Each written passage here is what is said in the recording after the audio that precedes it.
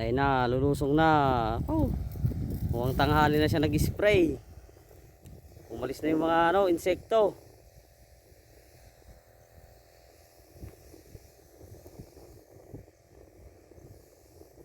Ayun na. Oh, yun yung papaya niya. Oh, laki ng papaya niya.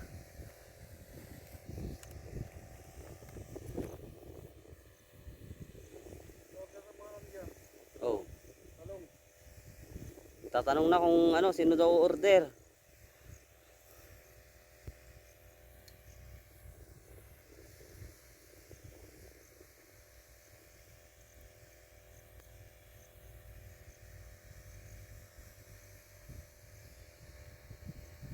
Ilak mo lang kuya, pwede mo na ilak yan kahit di mo na pindutin. Ilak mo, yan.